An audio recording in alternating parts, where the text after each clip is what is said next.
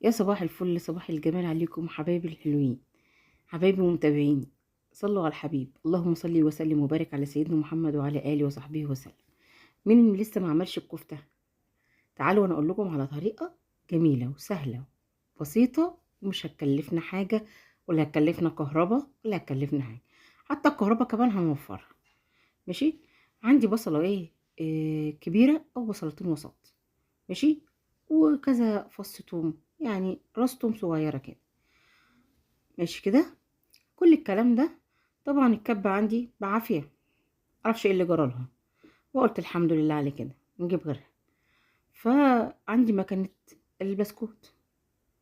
هنعمل ايه؟ هنفرم الكلام ده في قلب مكنة البسكوت. هنحط البصل والثوم، واحط الخضرة، شبت وبقدونس وكزبرة، شوية حلوين كده. خلاص. عندي بقى اللحمة، هفضيها هنا. بسم الله ما شاء الله، يعني حتة لحمة حلوة وفيها شوية دهون برضو كده. خلاص. هنحط اللحمة. عندي ده الرز بقى. الرز انا عاملاه على ايدي، ما جبتش دقيق رز. عملت ايه؟ انا غسلت الرز من بالليل وسبته بتاع 4 ساعات كده منقوع. بعديها صفيته. بعد ما صفيته، فوطه نظيفه على الترابيزه، ونشرته عليها وسبته لحد تاني يوم الصبح. كان الرز نشف. خلاص. كبه بتاعت المطحنه بتاعت التوابل، طحنت فيها الرز كويس جدا. خلاص. حطيت بقى الرز على اللحمة، وهعجنها عجنة كويسة جدا. التوابل بقى: فلفل اسمر، كمون، كزبرة، شطة، بهارات لحمة، رشة قرفة، رشة جوز الطيب، حبة شطة، وملح. خلاص كده. وهعجن كل الكلام ده مع بعضه كده، وهنزل بيه تاني في قلب المكنة. هاخدها فرمة تانية كده. خلاص. اهو. دي بقى بقية الخضرة اللي كانت موجودة. طبعا البواقي الأخيرة كده في المكنة ما بتنزلش. روضة بتساعدني اهيت. برضو نخلي بناتنا كده يساعدونا، ونعلمهم منهم ان هم بيعرفوا بيساعدونا. وحدوا الله وقولوا لا اله الا الله، اللهم صل وسلم وبارك على سيدنا محمد وعلى اله وصحبه وسلم. اهي خدتها وش كمان كده، وبقت تحفة. هنحط بقى معلقتين شعرية اطحنهم في الكبة، بتاعت التوابل. خلاص. المعلقتين الشعريه دولت هيخلوا الكفته في حته تانية خالص، لا هتفك منك. ماشي.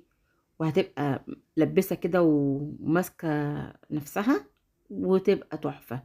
طبعا شويه الشعريه دولت هيشدوا لي الميه اللي فيها كلها، لو فيها سوائل، عشان تبقى مقرمشه كده وحلو. خلاص. هعجنها كده برضو تاني مع معلقتين الشعريه دول. طبعا انا طحناهم في بتاعت التوابل، الكبه بتاعت التوابل. خلاص. اهو. بصوا الكفته، بص ملمسها، وبص العجن بتاعها تحفه. هاخدها دور تاني في المكن. تمام كده. وحدوا الله وقولوا لا اله الا الله، اللهم احسن ما بين ايدينا وما بين ايديكم. ويعني احنا بنقدر نعمل على قد ايدينا وعلى قد امكانياتنا. هقول لكم بقى مقدار اللحمه على قد مقدار الرز. حطيتي كيلو رز كيلو لحمه، نص كيلو رز نص كيلو لحمه، ربع كيلو رز ربع كيلو لحمه. خلاص. ما تسمعيش كلام بقى اللي يقولك لا اللحمه تبقى ازيد، الرز يبقى ازيد. لا، هو ده قد ده. بصوا الحمار بتاعها، اللحمه مظبوطه فيها وتمام التمام، والرز مظبوط، والخضره حلوه. ما بحبش الكفته اللي بتبقى خضره قوي دي، متبقاش في فرق ما بينها وما بين الفلافل. ماشي. الطعميه يعني بتبقى نفس اللون. بصي اللون ده، اللون ده جميل جدا، لا هي خضرة قوي ولا هي فاتحة قوي، الخضرة بتاعتها مظبوطة جدا. هبدأ اصبحها التصبيغة اللي انت عايزاها، كبيرة ماشي، عايزاها صغيرة ماشي. انا بحبها كده اللي لسه هتكش، الصباع ده لسه هيكش. ماشي. اللحمة عامة لازم بتكش في الكفتة، لازم تكش. خلاص. فانا هصبحها بقى كلها، الكمية بتاعتي كلها هصبحها وهسيبها في الفريزر. انا حطيت الكفته بعد ما خلصتها، حطيتها في الفريزر بتاع ساعه، اتشمعت ومسكت نفسها كده، وبدات اصبعها. خلاص. نقطة زيت على ايدك كده وايه، وتصبعي اهي. هحطها بقى في الفريزر، وعملت كمان طبقين يتعانوا في الفريزر لأي وقت تاني، يبقى احنا وفرنا كهرباء، لقينا أكلة تانية ممكن نعملها في أي وقت. خلاص. وهنخش بقى ايه، سبتها في التلاجة لحد برضو ايه ما اتشمعت كده ومسكت نفسها. وهنبدأ بقى ايه هنحط بقى الطاسة وايه، ونحط الكفتة بتاعتنا تتحمر. والعين التانية حط عليها الحلة اللي هعمل فيها ايه التسبيكة بتاعت الكفتة. تمام كده. اه. الحلة التانية هعمل التقلية بايه، بتوم فقط. عايزة تعملي بصل وتوم ماشي، عايزة تعملي بصل بس ماشي، بس هي الكفتة معروف ان الدمعة بتاعتها بتبقى توم وبس.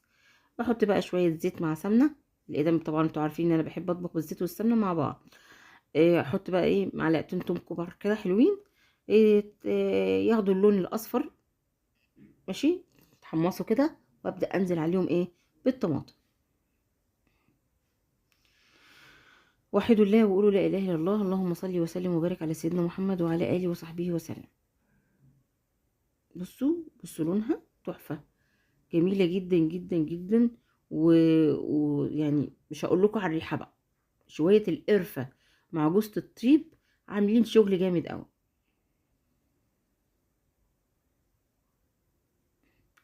ايديا هنا ايديا هنا. اه. احنا في عيد، كل عام وانتم طيبين، ويا رب يعيد الايام علينا وعليكم بخير يا رب. انا مش هقول لكم إيه، والله العظيم انا بحاول ان انا ايه ابقى موضبه شغلي اللي انا هعمله في العيد او قبل العيد. سبحان الله، دي حاجه من عند الله. ببص الاقي نفسي انشغلت ما عرفتش باي حاجه، والحمد لله على اللي يجيبه ربنا.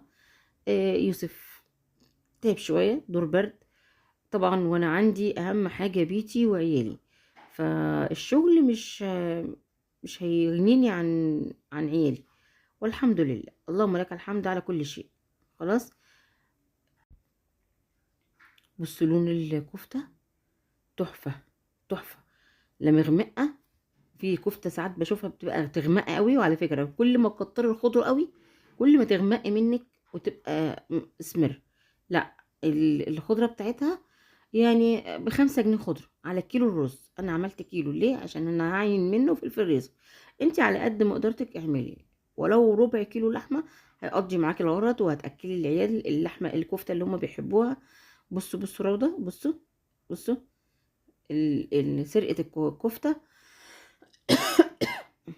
عفوا. الكفته ديت يعني ايه حرميتها كتير. انا حطيت الطماطم اهوت، وحطيت ملح، وحطيت كزبرة، وحطيت فلفل اسمر. ديت تتبيلة بتاعت الدمع. ماشي كده بس. وابدا بقى اقلي الكمية كلها بتاعتي بتاعت الكفتة.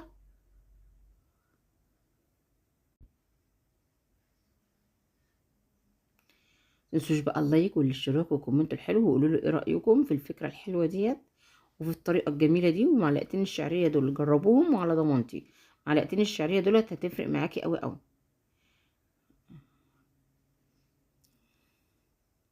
اهو.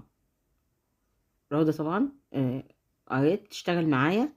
ربنا يعزكم يا رب، ويخلي لكم عيالكم وينجحهم جميعا يا رب. ودعوة حلوة لطلابنا اللي بتوع الثانوية العامة، ربنا ينجحهم يا رب جميعا، وما يخيب تعامهم ابدا، ويدي كل واحد اللي هو يتمناه. عندي التسبيكة بقى انا قسمتها على حلتين. ليه؟ انا عندي اللي بيحب مع الكفتة بطاطس مكعبات، وفي اللي بيحب الكفتة بس. فانا رضيت كل الاطراف، عملت حلة فيها كفتة بس، وعملت حلة فيها كفتة مع بطاطس. هقسمها على الحلتين، واخلي لهم برضو شوية متحمرين عشان هما بيحبوها ايه متحمرة بس. هي التسبيكة هي بس انا لما اتسبكت قسمتها في حلتين عشان ازود بقى ايه المية، لان طبعا انتوا عارفين الكفتة بعد ما بتتحمر بالكرش وبترجع تاني لطبيعتها بعد ما بتستوي. خلاص بتزيد تاني في الدمعة.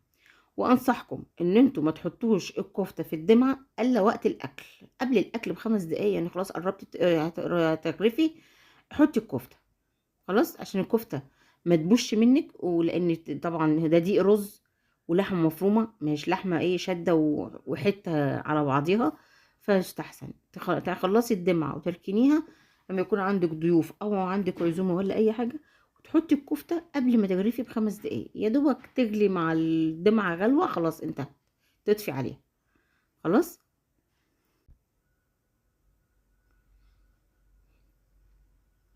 ماشي كده. اعمل بقى معاها ايه شويه رز بالشعريه، عايزه شويه رز ابيض خالص ماشي، عايزه حبايه وحبايه ماشي، اللي يعجبك. الحاجه اللي انتي بتحسي فيها او تحسي ان عيالك واخدين عليها وبيحبوها. وخلصنا اكلنا وجرفنا، وهو بسم الله ما شاء الله، وشويه خيار بقى وشويه فلفل متحدقين كده ايه، خيار مقرمش وتحفه التحفه. خلاص. وبصوا بتقطم كده الكفتايه، بتقطم كده، مش حنينه يعني، ايه تقعد معاكي شويه في الدمعه، ما تتهريش بسرعه ما تيجي تسخنيها تاني. خلاص.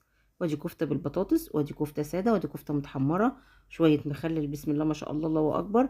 تنسوش بقى اللايك والاشتراك والكومنت الحلو، عشان انا بحبكم في الله. بصوا قلب الكفته من جوه مستويه وحمرة، اللحمه مظبوطه فيها وتمام التمام، ولا تعبنا عند الجزار، ولا وقفنا الوقفة اللي بنقفها عند الجزار، ولا استهلكنا كهرباء، كله بمكنة البسكوت في كل بيت.